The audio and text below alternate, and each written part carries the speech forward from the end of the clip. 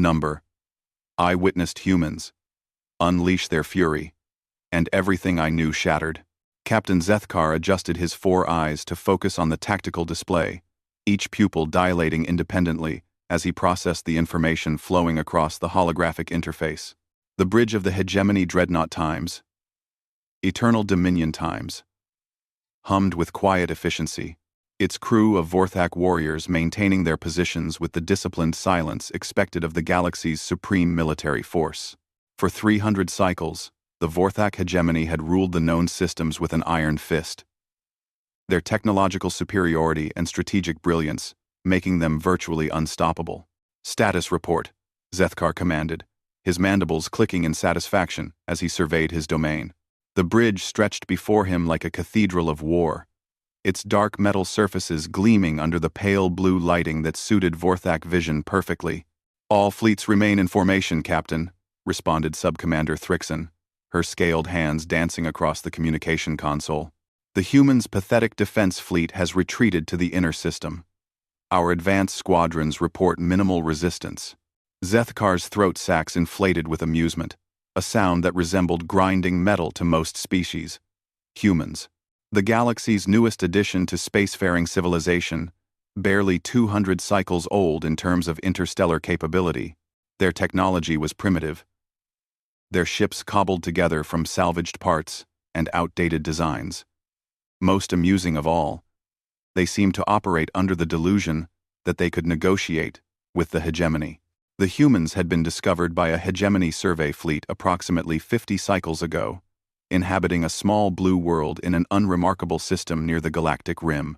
Initial reports had described them as bipedal mammals with surprisingly diverse physical characteristics, possessing basic fusion technology and crude faster-than-light capabilities. What had caught the hegemony's attention, however, was not their technological prowess, but their planet's location, a perfect staging ground for further expansion into unexplored territories. "Communications incoming from the human homeworld," announced Communications Officer Veltar, his 6 arms working multiple interfaces simultaneously. "They're requesting another diplomatic meeting." The bridge erupted in what passed for laughter among the Vorthak, a series of harsh, rasping sounds that would have sent chills down any human spine. Zethkar had participated in these so-called diplomatic meetings before. They were always the same. The humans would offer resources, technology, cultural exchange, anything to avoid what they surely knew was coming. The hegemony would listen politely, make impossible demands, and eventually deliver their ultimatum.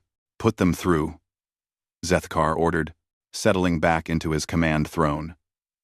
The main view screen flickered to life, revealing the interior of what appeared to be a human command center. The humans always insisted on face-to-face communication, a quaint custom that the hegemony found both amusing and inefficient. A human female appeared on screen, her features composed despite the obvious strain she was under. Zethkar had learned to read human expressions during previous encounters. This one showed what humans called determination, mixed with something that might have been fear. She wore a dark blue uniform with various symbols that hegemony intelligence had identified as military insignia.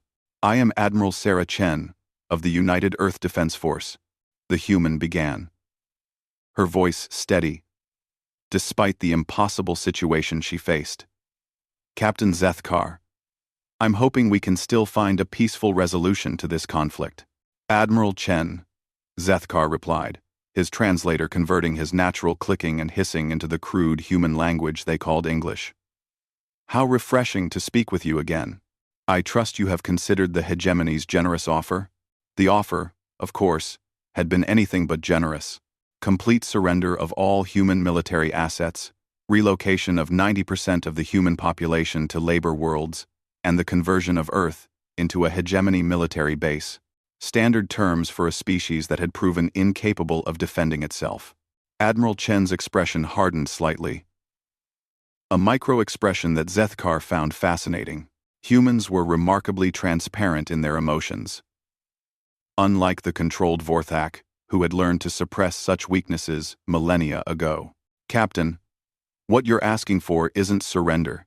It's extinction with extra steps," Chen said, Surely there's some arrangement we can make that doesn't involve the destruction of our civilization. Zethkar's throat sacs inflated again. Admiral, you seem to be under the impression that you have something to bargain with. Our intelligence reports indicate that your entire defense fleet consists of fewer than 200 ships, most of which are barely capable of interplanetary travel. Our advance force alone numbers over 1,000 vessels, each one capable of reducing your homeworld to molten slag. This was not an exaggeration. Hegemony ships were masterworks of engineering.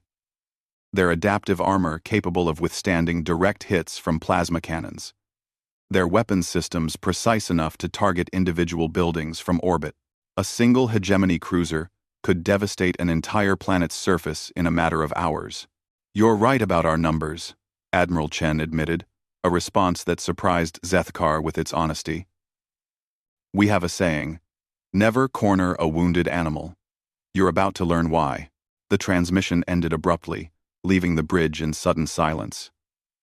Zethkar stared at the now dark view screen, his primary eyes narrowing as he processed the human's words. There had been something in her tone, something that his extensive training in xenopsychology couldn't quite categorize.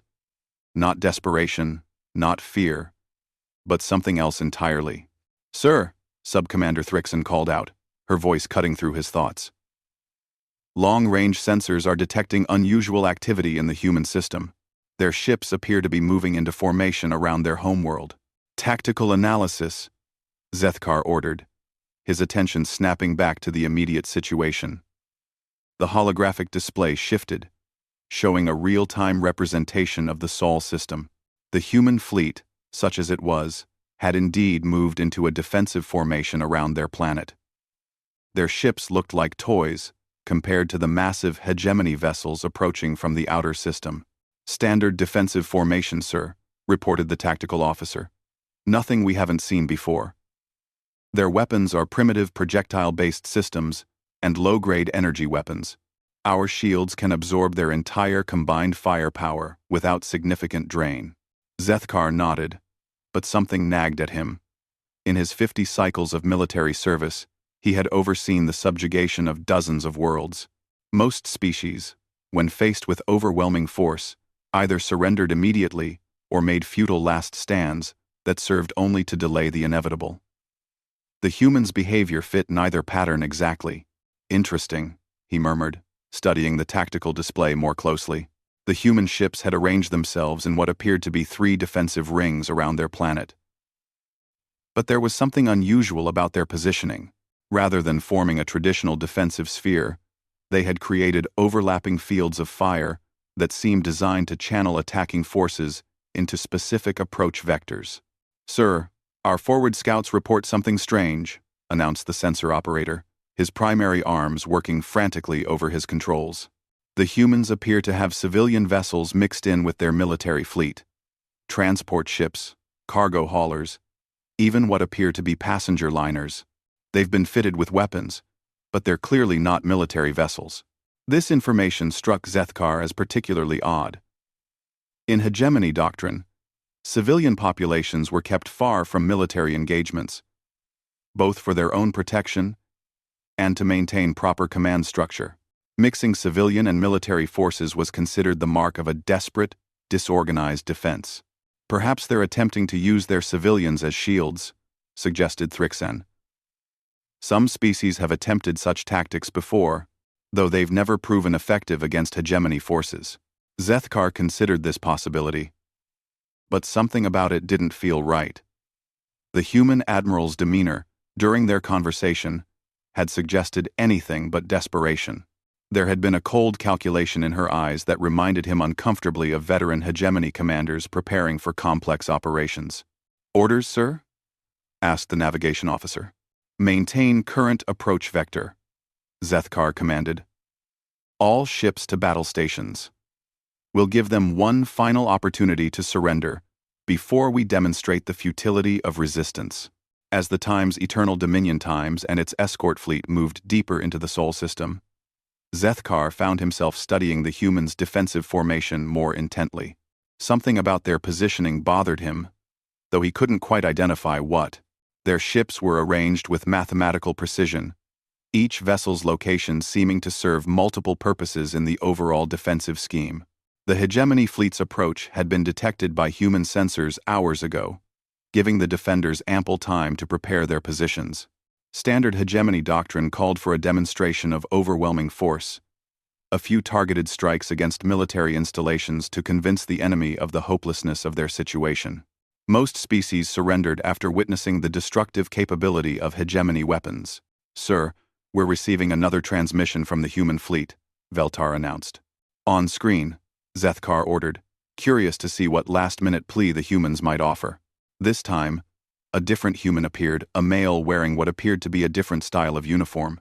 His features were weathered, suggesting advanced age by human standards, and his eyes held a hardness that Zethkar recognized as the mark of a seasoned warrior. "I am Fleet Admiral Marcus Webb," the human said, his voice carrying an authority that seemed at odds with his species' reputation. "You are entering sovereign human space. Turn back now, or face the consequences." The bridge fell silent. In 300 cycles of hegemony expansion, no species had ever delivered such a direct ultimatum to a hegemony fleet.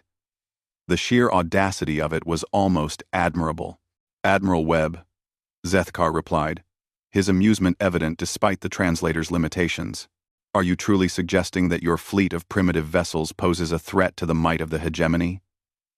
We have conquered star systems with populations in the billions. Your entire species numbers less than 10 billion souls." "Captain," Webb responded, his expression unchanging, "you're about to discover that numbers aren't everything. Final warning. Withdraw from this system immediately." The transmission ended, leaving Zethkar staring at the blank screen once again. Around him, his bridge crew exchanged glances that mixed amusement with disbelief.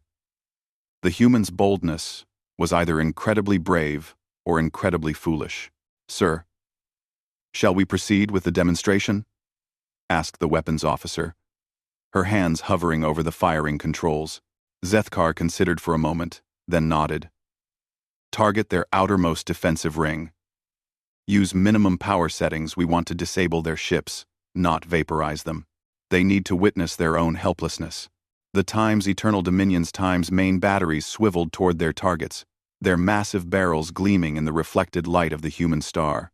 Each weapon was capable of punching through the heaviest known armor, their plasma charges hot enough to melt through starship hulls like butter. "Firing," announced the weapons officer. Blue-white lances of energy reached across the void, striking the human ships with surgical precision. Zethkar expected to see the familiar sight of crippled vessels, their hulls breached and systems failing, their crews hopefully ready to broadcast surrender signals. Instead, something unprecedented happened. The human ships absorbed the hits, their hulls glowing briefly where the plasma struck, but remained completely intact. Not only intact, they immediately returned fire with a coordinated barrage that defied everything the hegemony knew about human technology. "Impossible," breathed Thrixan, her scales rippling with shock. The human weapons weren't the primitive projectile systems and low-grade energy weapons that intelligence had reported. Instead, brilliant streams of coherent energy erupted from every human ship. Energy weapons that seemed to operate on principles the hegemony hadn't encountered before. The beams struck hegemony shields with devastating effect, causing power fluctuations throughout the fleet. "Damage report," Zethkar barked, his complacency evaporating in an instant. "Shield generators down to 60% efficiency across the fleet," the tactical officer reported, his voice tight with disbelief. "Sir, these weapons, they're not using any technology we've seen before. The energy patterns are completely foreign." On the tactical display, the human formation began to shift with fluid precision, their ships moving in perfect coordination, despite the chaotic nature of space combat. As they moved, the true genius of their positioning became apparent. What had appeared to be a simple defensive formation was actually an elaborate trap, designed to channel attacking forces into carefully prepared kill zones. "Sir, sensors are detecting massive energy buildups throughout the human fleet," the sensor operator reported, his voice rising with alarm. Whatever they're powering up, it's drawing more energy than their fusion reactors should be capable of producing. Zethkar watched in fascination as the human ships began to glow with an inner light, their hulls radiating energy signatures that his sensors couldn't properly classify. For the first time in his military career, he felt something he had never experienced in combat: uncertainty. All ships, evasive maneuvers, he commanded, his tactical instincts finally overriding his shock. Prepare for full-scale engagement.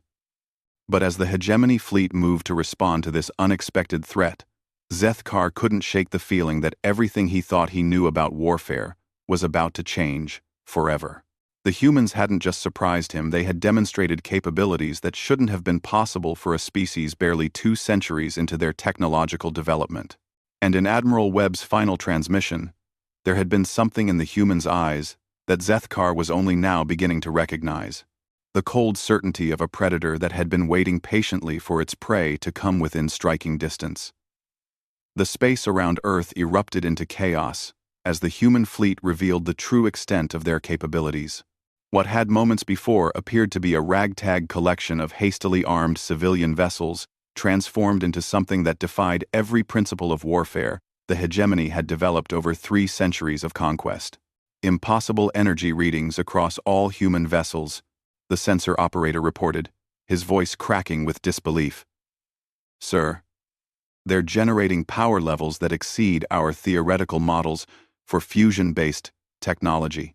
Captain Zethkar gripped the arms of his command throne as the Time's eternal dominion times shuddered under another coordinated barrage from the human fleet. The bridge lights flickered, and warning klaxons began to sound throughout the massive dreadnought.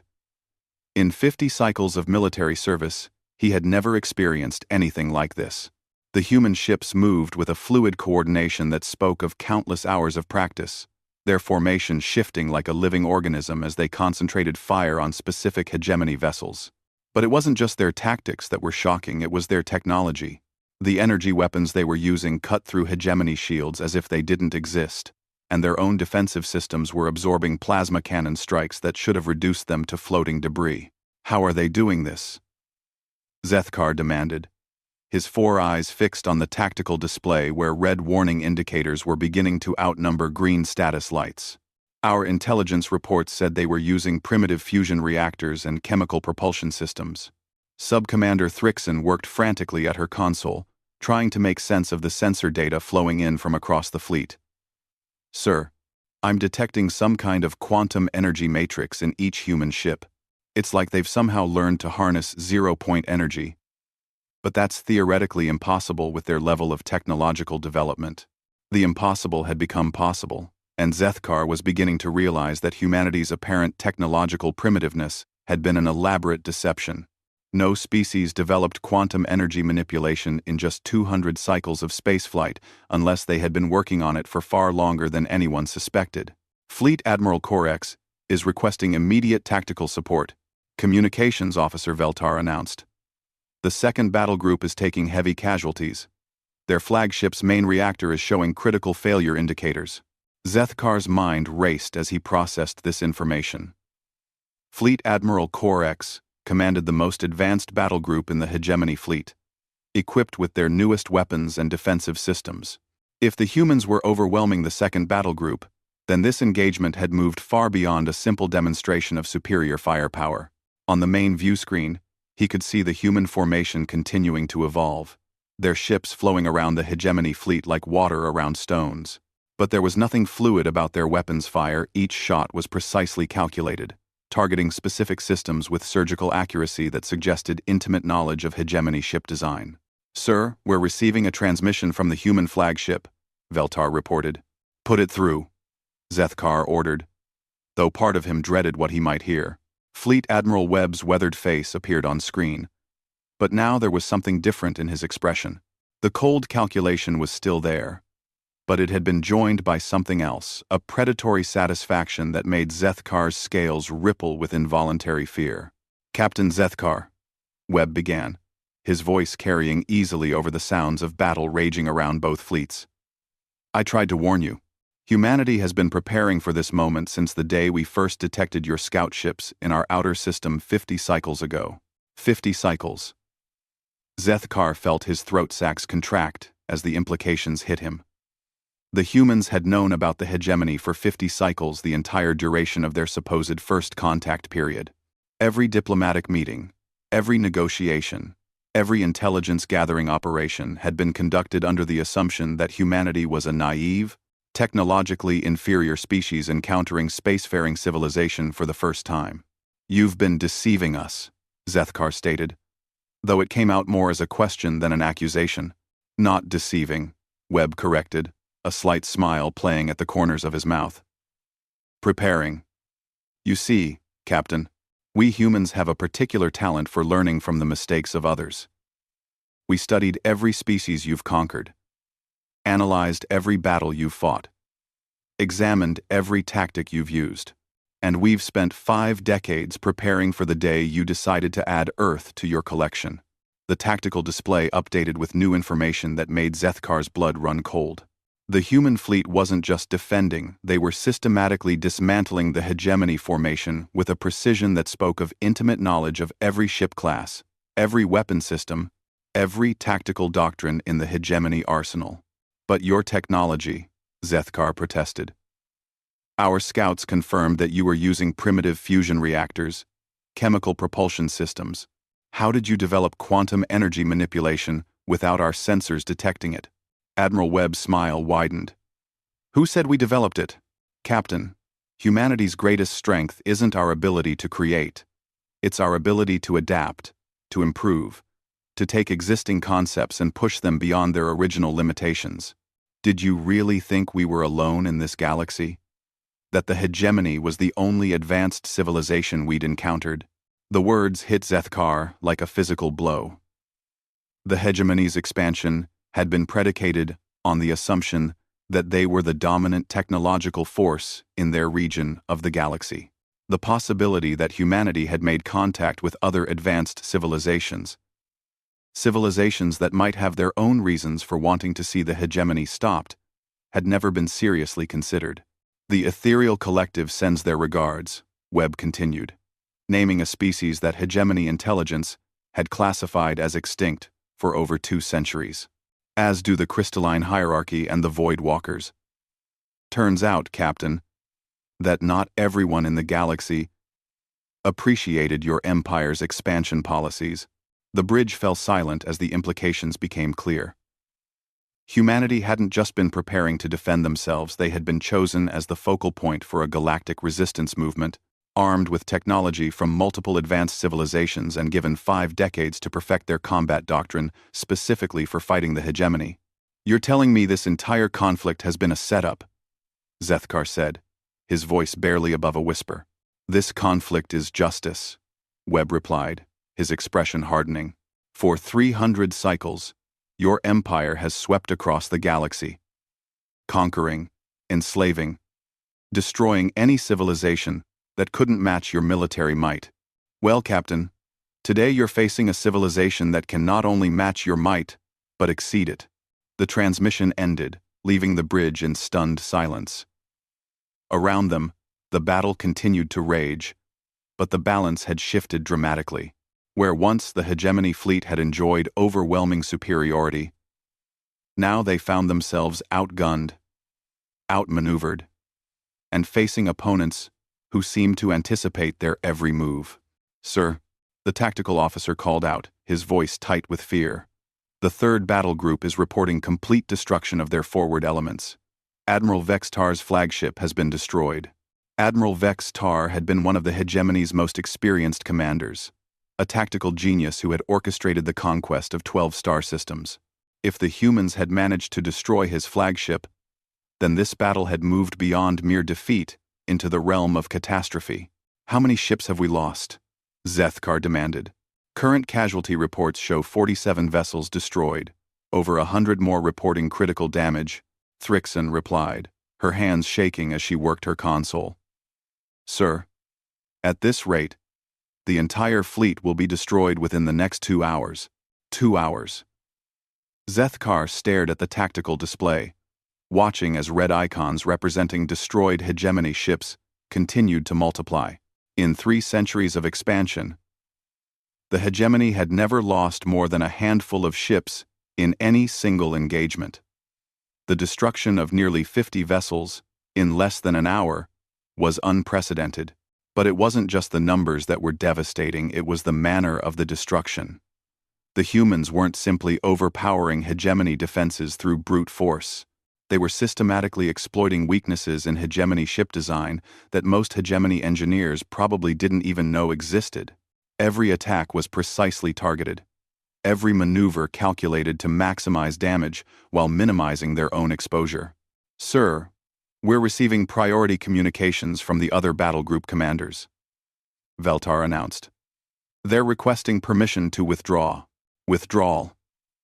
The word tasted bitter in Zethkar's mind. In 300 cycles of hegemony expansion, their fleets had never retreated from a battle. The very concept was antithetical to everything the hegemony stood for: overwhelming technological superiority backed by absolute tactical dominance. "Sir," Thrixon said urgently, "long-range sensors are detecting additional human vessels approaching from the outer system. Appears to be reinforcements." The tactical display updated to show new contacts emerging from the asteroid belt and outer planetary orbits. Dozens of ships, then hundreds, their energy signatures matching those of the vessels already engaged in combat. The humans hadn't just prepared a defensive fleet, they had built an entire armada. "How many ships are we facing?" Zethkar asked, though he wasn't sure he wanted to know the answer. "Current count shows over 800 human vessels of various classes," the sensor operator reported. "Sir, some of these ships are showing energy signatures that exceed anything we've seen before. They appear to be capital ships of unknown design." 800 ships. The entire hegemony invasion fleet numbered just over 1,000 vessels, and they had already lost nearly 50, facing an enemy fleet of equal size. Equipped with superior technology, and commanded by beings who had spent 5 decades preparing specifically to fight the hegemony, the outcome was no longer in question. "All ships," Zethkar commanded, his voice heavy with the weight of defeat. "Begin withdrawal to the system periphery. Maintain defensive formations and prepare for pursuit." But even as he gave the order, Zethkar knew that withdrawal might not be possible. The human fleet had positioned itself with remarkable tactical foresight, controlling the major approach vectors and cutting off several potential escape routes. What had seemed like a simple defensive formation was revealing itself to be an elaborate trap, one that had been baited with the apparent weakness of humanity itself. As the Time's Eternal Dominion Times began its retreat, Zethkar found himself thinking about Admiral Webb's words. The humans had studied every species the hegemony had conquered, learned from their defeats, and prepared countermeasures for every hegemony tactic. But more than that, they had been selected by a coalition of surviving civilizations to serve as the instrument of the hegemony's downfall. "Sir, the humans are pursuing," the tactical officer reported. "They're maintaining formation and continuing to concentrate fire on our most damaged vessels." The pursuit was relentless and professional, showing none of the bloodlust or chaos that typically characterized species fighting for their survival. Instead, the humans moved with the calm efficiency of experienced predators, taking their time to ensure maximum damage with minimum risk to their own forces. "Sir, Fleet Admiral Orcs is reporting that his flagship has suffered critical damage," Veltar announced. "He's transferring command to the Times Stellar Devastator Times and recommending immediate evacuation of all personnel." Zethkar closed his 4 eyes, trying to process the magnitude of the disaster unfolding around him. Fleet Admiral Orcs was the most decorated commander in the hegemony fleet. A warrior whose tactical brilliance had been instrumental in dozens of successful campaigns. If Orcs was abandoning his flagship, then the situation was even worse than Zethkar had realized. "Signal all commands," Zethkar ordered. "Prepare for emergency jump to hyperspace. We're leaving this system." But even as he gave the order, Zethkar suspected that the humans had prepared for this contingency as well. A species that could spend 50 cycles preparing for a single battle would have certainly considered the possibility of hegemony forces attempting to flee. The question wasn't whether they could escape, it was whether the humans would allow them to escape, and if so, How many hegemony ships would survive the attempt? As the Time's Eternal Dominion times accelerated toward the edge of the system, its hull scarred by human weapons fire and its crew working frantically to repair critical systems, Zethkar realized that everything he thought he knew about warfare, about technology, and about humanity itself had been fundamentally wrong. The humans hadn't just defeated a hegemony fleet, they had done so with such overwhelming superiority that the defeat felt more like a natural disaster than a military engagement. And somewhere in the back of his mind, Zethkar couldn't shake the feeling that this was only the beginning of humanity's response to 3 centuries of hegemony aggression. The emergency jump to hyperspace should have been routine. The hegemony had perfected faster than light travel centuries ago, and their hyperspace technology was considered among the most advanced in the known galaxy. Ships could enter hyperspace from virtually any point in a star system, creating instantaneous escape routes that had made the defeat of hegemony fleets nearly impossible. But as Captain Zethkar watched his navigation officer work frantically at the hyperspace controls, he began to realize that the humans had prepared for this contingency as well. "Sir, hyperspace generators are not responding," Navigation Officer Quetham reported, his 6 arms dancing across multiple control surfaces. "The quantum field matrices are showing massive interference patterns. Something is preventing us from opening a hyperspace window." Zethkar felt his throat sacs contract with dread. Hyperspace interdiction was theoretically possible, but required technology far beyond what any known civilization possessed. The amount of energy needed to disrupt hyperspace across an entire star system would be astronomical, requiring power generation capabilities that defied current understanding of physics. "Scan for the source of the interference," he ordered, though he suspected he already knew what they would find. The sensor display lit up with new information that confirmed his worst fears. Throughout the Sol system, previously undetected installations were coming online, their energy signatures blazing like stars against the cosmic background. Massive structures that had been hidden in asteroid fields, planetary rings, and deep space were revealing themselves, each one generating the kind of power output that should have required an entire planet's industrial capacity. "Sir, we're detecting 47 major installations throughout the system," the sensor operator reported, his voice hollow with shock. "Each one is generating enough power to supply a major planetary civilization. They appear to be creating an interlocking hyperspace interdiction field that covers the entire system." 47 installations. Zethkar realized with growing horror that the humans hadn't just been preparing for 50 cycles, they had been building, constructing a massive infrastructure specifically designed to trap and destroy hegemony fleets. The Sol system had been turned into the largest military installation in galactic history. "How is this possible?" Sub-Commander Thrixon whispered, her scales rippling with fear. "The energy requirements alone should have been detectable from dozens of light-years away." But even as she spoke, Zethkar was beginning to understand the true scope of human deception. The primitive fusion reactors that hegemony scouts had detected weren't primitive at all. They were camouflage, designed to hide the massive quantum energy matrices that powered humanity's true capabilities. Every diplomatic meeting, every intelligence report, every assessment of human capabilities had been carefully orchestrated to present exactly the image that humanity wanted the hegemony to see. "Sir, incoming transmission from Admiral Webb," Communications Officer Veltar announced. The human admiral's face appeared on the main view screen once again, but now the predatory satisfaction had been joined by something else. A cold, implacable fury that made Zethkar's blood run cold. "Captain Zethkar," Webb began, his voice carrying the weight of absolute certainty, "I hope you're beginning to understand the magnitude of what you're facing. 50 cycles ago, when your scouts first entered this system, you made a critical error. You assumed that humanity was just another primitive species to be conquered and absorbed into your empire."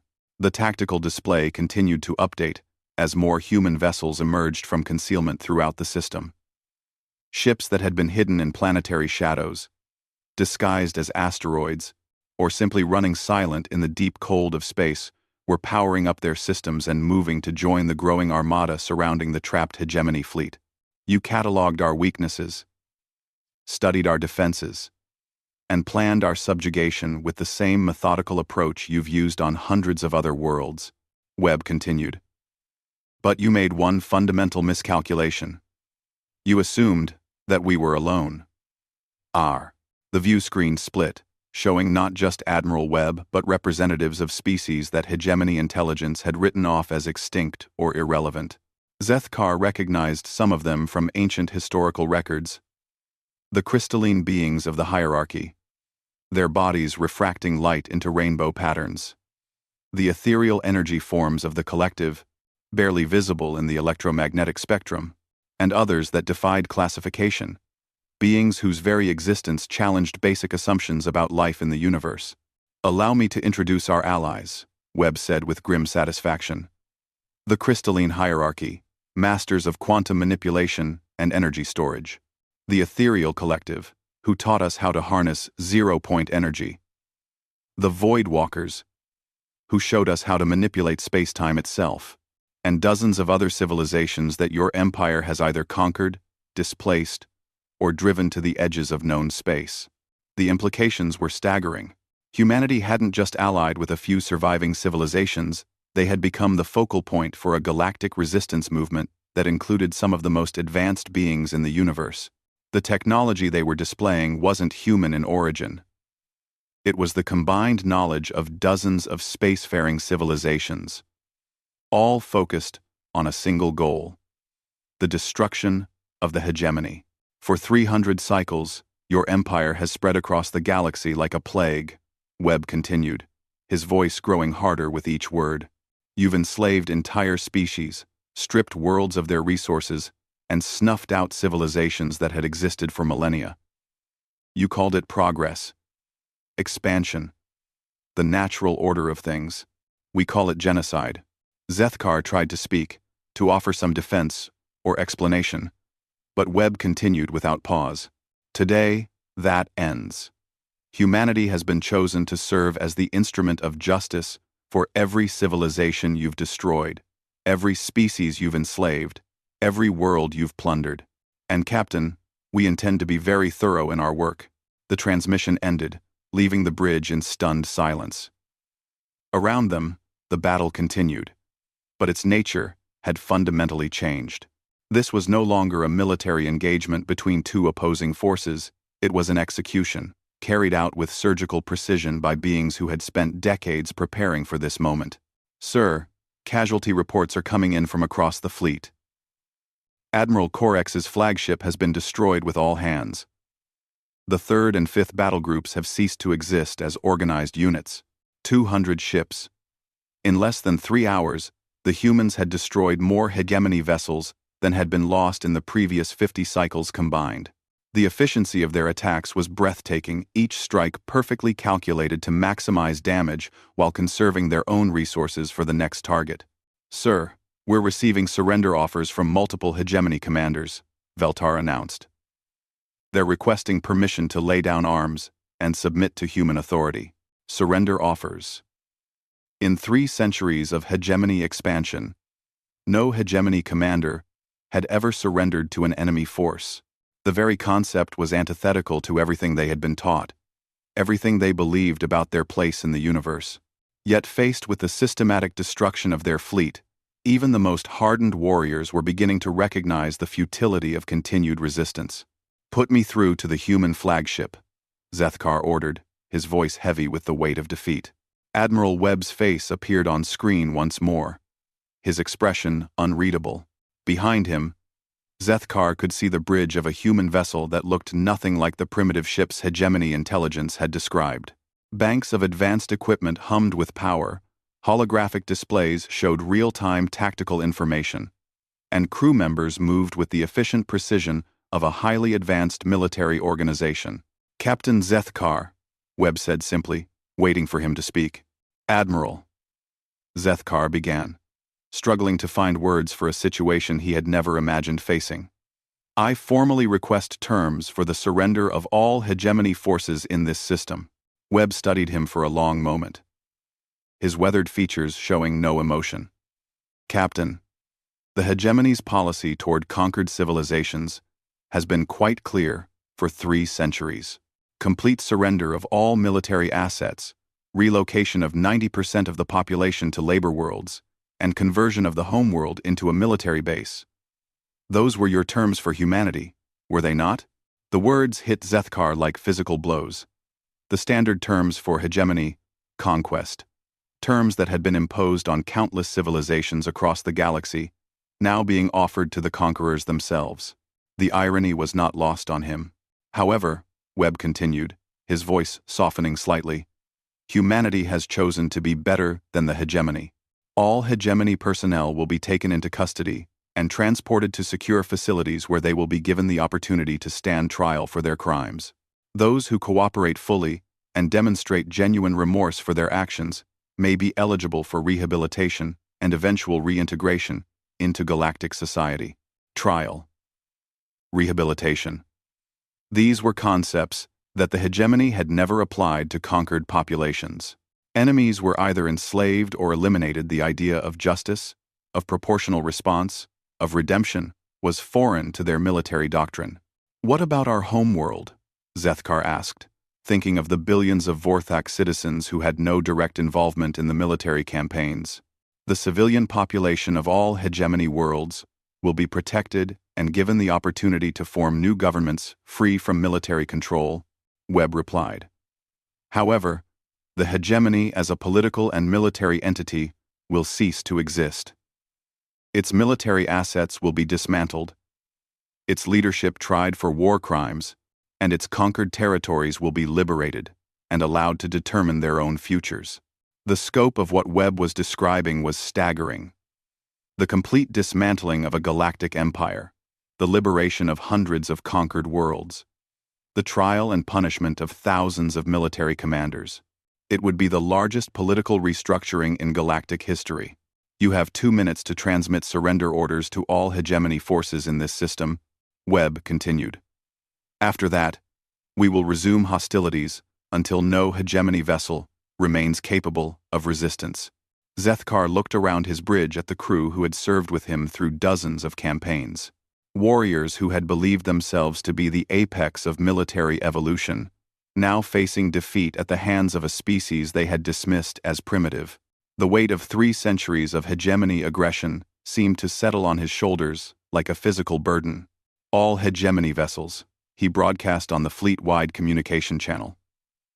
This is Captain Zethkar of the Time's Eternal Dominion *. I hereby order the immediate and unconditional surrender of all forces. Power down your weapons, drop your shields, and prepare to be boarded by human forces. As his words echoed across the fleet, Zethkar watched the tactical display transform one final time. Red indicators representing active hegemony vessels began to shift to amber as ships across the fleet complied with his surrender order. Weapons powered down, shields dropped, and the mighty fleet that had terrorized the galaxy for 3 centuries became nothing more than a collection of helpless metal shells drifting in the void. The human fleet moved with the same precision they had shown throughout the battle, surrounding and securing each hegemony vessel with professional efficiency. There was no gloating, no unnecessary violence, just the calm competence of beings who had accomplished exactly what they had set out to do. As human boarding parties began to take control of hegemony ships throughout the system, Zethkar found himself thinking about the future. The galaxy would be fundamentally different now. Hundreds of worlds would taste freedom for the first time in centuries. Species that had been written off as extinct would return to reclaim their homelands. The balance of power that had remained stable for 300 cycles would shift in ways that no one could predict. But perhaps most importantly, the galaxy had learned that even the mightiest empire could fall if its victims refused to accept defeat. Humanity had shown that patience, preparation, and the willingness to sacrifice everything for justice could overcome even overwhelming technological superiority. When the human boarding party finally arrived on the Time's Eternal Dominion's Times Bridge, Zethkar was surprised to find himself face to face with Admiral Webb himself.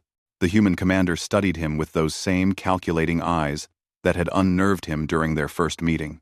"Captain Zethkar," Webb said formally, "you are under arrest for war crimes committed against sapient species throughout the galaxy. You have the right to legal representation and a fair trial. As human soldiers secured his bridge crew and began the process of formally taking control of his ship, Zethkar realized that his understanding of the universe had been fundamentally shattered. The hegemony's 3-century reign of terror was over. Ended, not by superior technology or overwhelming force, but by the simple human refusal to accept the unacceptable. The galaxy would remember this day as the moment when humanity unleashed their fury and everything changed forever.